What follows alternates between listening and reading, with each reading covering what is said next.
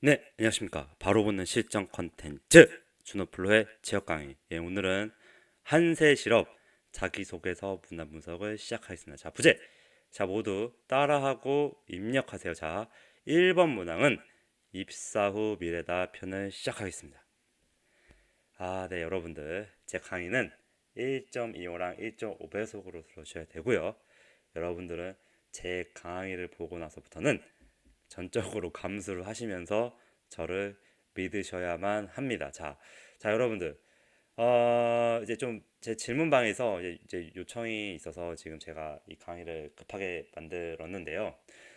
일단 중요한 거는 이 큰 그림 안에서 결국에는 1번 문항에서 여러분들이 이 우선순위를 봤을 때 맨 마지막이 될 수도 있지만 이거를 어, 맨 앞에인 것처럼 쓸 수가 있다라는 겁니다. 그래서 여러분들은 지금 1번 문항에 접근을 할 때 보통 이제 대부분의 분들이 아마 직무상의 강점 경험이라든지 성격상의 장단점 아니면 뭐 성장 과정 뭐 이런 거를 500자 500자를 두 개 정도 쓰는 것 뭐 기존에 썼던 것들을 그냥 복붙하는 수준으로 접근을 했을 거다. 자, 근데 자, 내재에도 다시 처음부터 읽어볼까요?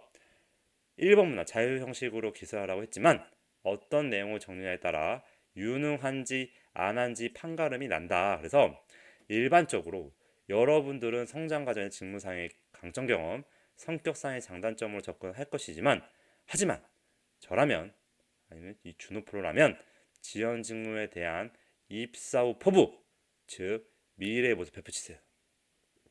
미래의 모습을 어떻게 구체적으로 보여줘라. 구체적 배표입니다. 구체적.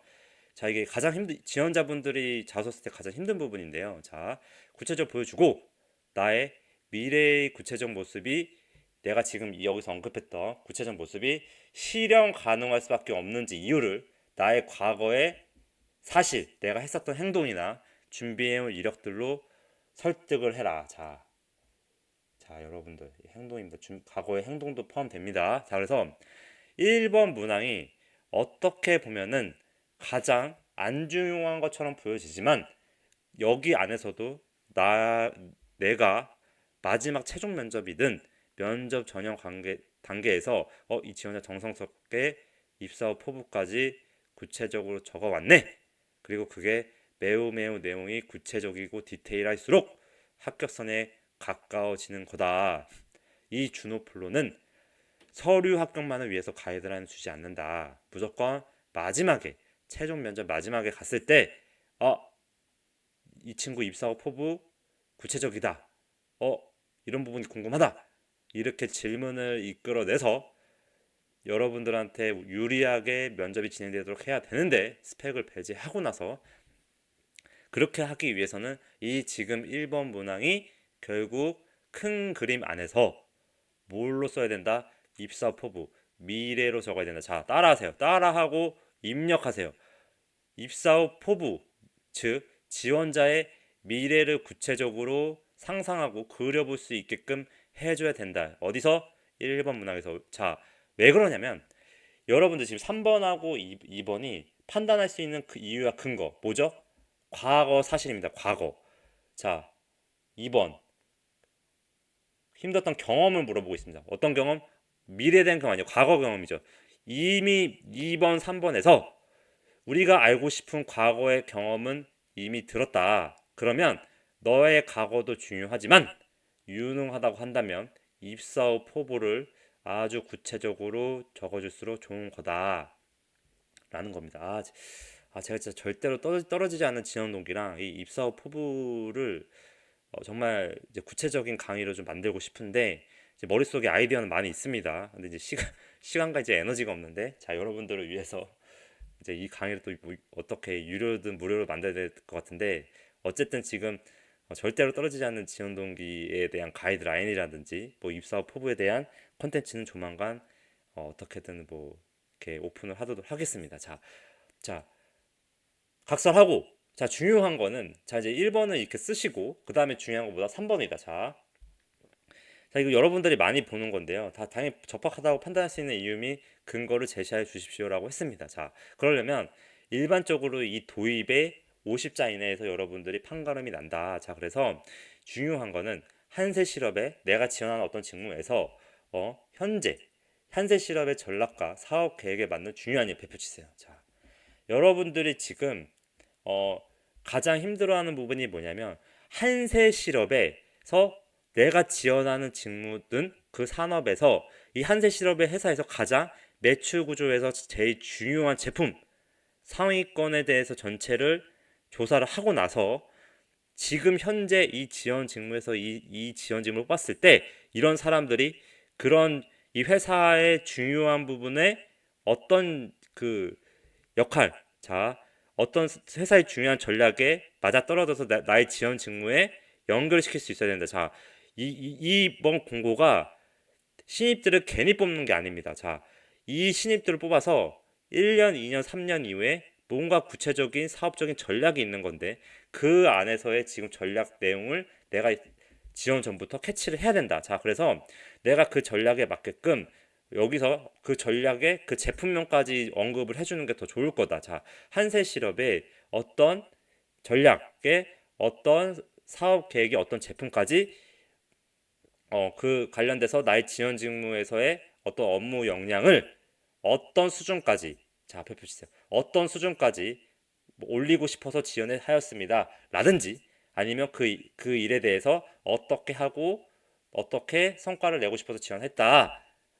라는 게 딱 도입에 매우 팩트로 정확하게 들어가야 된다. 자, 정확하지 않으면 안 된다. 자, 그래서 제가 지금 이런 거를 제가 많이 첨삭도 해드리고 가이드 직접 작성도 이렇게 해보면서 그렇게 결코 어렵지 않습니다. 생각만 해보면 돼요. 여러분들 이미 지금 이 상위권에 이 회사의 상위 매출권에 있는 것들에 대한 제품군들을 알고 있을 거거든요. 자, 그러면 그 관련해서 내가 이 지원 직무에서 왜 이렇게 사람을 이쪽 부분으로 충원했을까? 그러면은 향후 1년, 2년, 3년 안에 이 회사의 전략은 이런 게 아닐까? 라는 부분에 대해서 최대한 자료 조사를 구체적으로 해서 여기 안에 내용도 구체적으로 써줄 필요가 있는 거다. 자, 그래서 이 도입을 이렇게 시작하고 중간은 대학 시절 나는 어떤 계기로 어떤 지원 직무의 일에 어떤 수준까지 만들기 위한 어떤 목표를 세웠다. 구체적일수록 좋다라는 겁니다. 이렇게 하고 이 목표를 달성하기 위해 대학교 1학년 아니면 2학년 아니면 3학년 아니면 4학년 웬만하면 3학년은 좋은데 주도적으로 쌓은 역량 뭐 뻔합니다. 여기서 플러스 전공 수업 들었던 것도 내가 주도적으로 선택해서 자 따라하세요. 주도적으로 선택을 했고 왜냐? 이런 목표가 있기 때문에. 근데 여러분들 지금 대부분 분들이 이런 목표는 없었을 거거든요. 한 4학년이나 3학년 말 때쯤 돼서 급하게 선택했었을 거거든요. 어쩔 수 없이 학교 그 스펙에 맞췄을 수도 있었거든요. 근데 그럼에도 불구하고 내가 그냥 과거에 어떤 전공을 무조건 연결을 시켜라. 그래서 어떤 목표를 세우고 주도적으로 이런 전공도 선택을 했던 것처럼 쓰고 그 이후에 이런 역량, 교육, 스터디, 자격증 아니면 이런 업무 경험, 뭐 아르바이트, 계약직, 파견직, 이런 인턴 이런 경험을 뭐다 내가 주도적으로 이 일을 하기 위해서 이런 목표를 세운 걸 달성하기 위해서 주도적으로 선택을 해왔던 것처럼 써라. 그런 거에 대한 팩트 그리고 즉 과거 사실이나 수치로 나열하여 설득하는데 이 850자를 다못 채우게 채우는 게 힘들다고 하신다면 중요한 거는 그 안에 나의 그런 관련 역량 이 경험 스토리를 성과 중심의 경험 스토리를 중간중간에 100자든 200자든 껴서 넣으면 그 안에 스토리가 850자가 다 완성이 될 거다. 그래서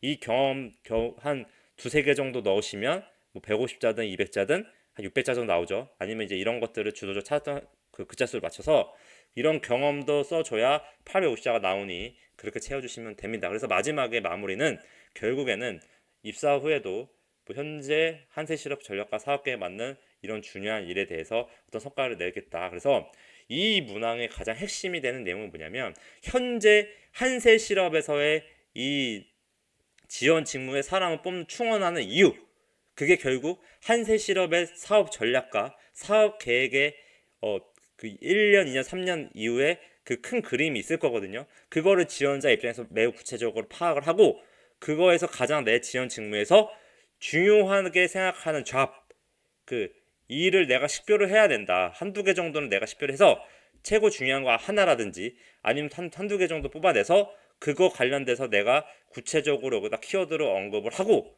이 성과를 내는 모습 보여주겠다. 자, 회사는 자기네들이 뽑는 이유를 정확하게 이해하고 자기의 그런 관련된 역량을 적어주면서 그런 관련돼서 구체적으로 뭔가 아주 매우 디테일하게 구체적이진 않아도 그거를 이해하고 있는 자신의 사업 계획과 전략을 이해하고 자신의 지원 직무에서 성과를 내줄 수 있음을 자기의 과거 경험으로 설득하는 인재를 원하고 있다. 자, 그래서 여러분들은 지금 이 문항을 쓰면서도 결국에는 이런 수학 겉핥기식으로 신문 기사를 찾아서 나오는 그런 내용을 바로 키워드로 넣을 게 아니라 중요한 거는 이거를 내가 그 안에서 지원 직무에서 어떤 업무가 그 사업 계획에서 가장 중요한 잡이고 일인지를 정확하게 이해하려는 노력 과정을 통해서 최대한 이런 데 안에 도입이나 마지막에 쓸 때 그 키워드가 녹아져야지만 여러분들이 면접을 쉽게 갈 수가 있는 거다라는 겁니다. 자, 그리고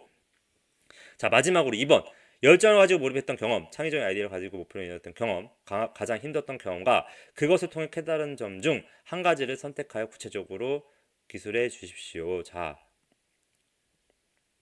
여러분들 여기서는 이제 여러분들한테 여러분들 가장 쓰면서 궁금해하셨을 건데 여기 문항은 결국에는 나의 어떤 가치관을 접근을 해라. 그리고 여기서의 우선순위는 가장 힘들었던 경험이 될 것이다. 자, 왜 그러냐면 여러분들 이 회사든 이 사회생활이라는 것 자체가 기본적으로 면접관 1차든 최종 면접이든 힘들고 버티기 힘들다는 걸 알고 있을 거다. 그래서 요즘의 신입이든 요즘 시대의 사람들에 대해서 힘들면 못 버티고 나가는 거에 대한 우려가 많이 있다. 이 높은 분들도 그렇고 이제 웬만한 이제 1차 면접에서 실무진들도 그런 게 우려가 될 거다. 그래서 여러분들한테 이 문항으로 하여금 가장 알고 싶은 거는 이 사람이 과거에 엄청나게 힘들었던 과거 경험, 뭐 그냥 뭐 매우 아팠다든지 뭐 이런 거는 말고요.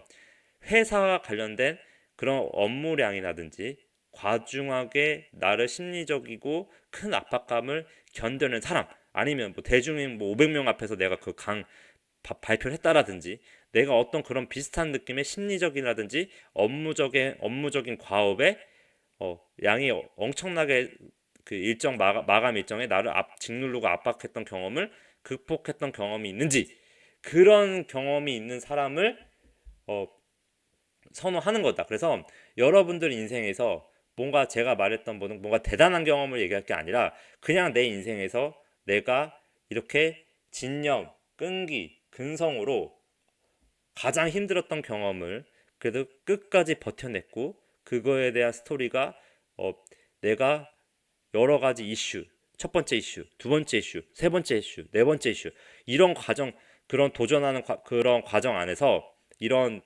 중간에 이런 장애물들을 어떤 액션으로 어떻게 극복했는지, 누구나 그런 장애물 다 있거든요. 자, 그런 거를 어떻게 헤쳐 나갔는지를 적어주는 게 그 사람들한테 가장 설득력이 있는 가치관과 스토리가 될 것이다. 그래서 여러분들은 이 우선순위를 가장 힘들었던 경험 아니면 열정을 가지고 몰입했던 경험으로 하고, 웬만하면 창의적인 아이디어로 이뤄낸 경험을 쓰지 마셔라. 오히려 이 1번, 2번이 다 걸린다. 그래서 결국 창의적인 아이디어도 결국에는 목표를 이루어낸 경험이면 뭐다? 결국 진영 근성 끈기가 있었을 거고, 결국 열정을 가지고 몰입했던 경우도 이게 있었을 거고요. 가장 힘들었던 경험도 다 이게 결부가 된다. 그래서 원래는 세 가지 모두가 끝까지 해낸다의 스토리로 보시면 되는 거고요. 그래서 그거에 따라서 우선순위의 그 스토리를 정하는데 이 주노플로가 생각하는 거는 가장 힘들었던 경험이 가장 첫 번째고 열정을 가지고 몰입했던 경험이 두 번째가 될 것이다. 그래서 제가 생각했을 때는 이거에 대해서 경험이 내가 그렇게 스토리로 어떤 여러 가지 장애물을 극복했던 어떤 진념과 투지가 그려지고 느껴지는 그런 스토리가 아니라면, 그러면 그 다음 스텝은 열정, 이거 두 가지로 하고 웬만하면 3번까지는 접근하지 마라. 그래서 그냥 그 3번 창의적인 아이디어를 이뤄낸 경험도 결국에는 열정을 가지고 몰입했던 경험이거나 가장 힘들었던 경험으로 풀어서 쓰라는 겁니다. 다 걸린다는 거예요. 근데 일반적으로는 그 임원진들이 그 설득당할 수 있는 건 이런 가장 힘들었던 경험에 대한 가치관을 그 소제목으로 적어주고 그 스토리 풀어나가는 게 가장 이상적일 거고, 아니면 열정을 가지고 몰입했던 경험도 이 가치관으로 이런 진명, 근성, 끈기, 투지 끝까지 해낸다. 난 마지막까지 끝까지 포기하지 않는다. 나는 결국 누울 자리만 보고 하는 사람이 아니라 될 때까지 한다. 뭐한 놈만 팬다. 뭐 이런 것도 되고요. 결국에는 이런 느낌의 2번 문항이 되면 될 것이다 라는 겁니다. 자, 여러분들, 그래서 중요한 거는 결국에는 여기서 유능한 사람은 1번 문항에서 입사 후 미래를 적어줄 것이다. 그래서 여러분들도 그런 측면에서 많이 좀 작성하려고 노력해 주시면 분명히 면접 때 좋은 결과 있을 겁니다. 자, 네이버 유튜브에서 준호프로 쳐주실 때 많이 구독해 주시고요. 그리고 폴로 1, 2, 3에서 친구해 주시고, 필수 강의 꼭 보신 다음에 요즘 카페 관리는 뭐 언제 시작할지 모르겠는데 제가 이제 개인 점이 끝났으니까 좀 시작을 해보도록 하겠습니다. 자, 구독을 목표 기업 입사입니다. 감사합니다.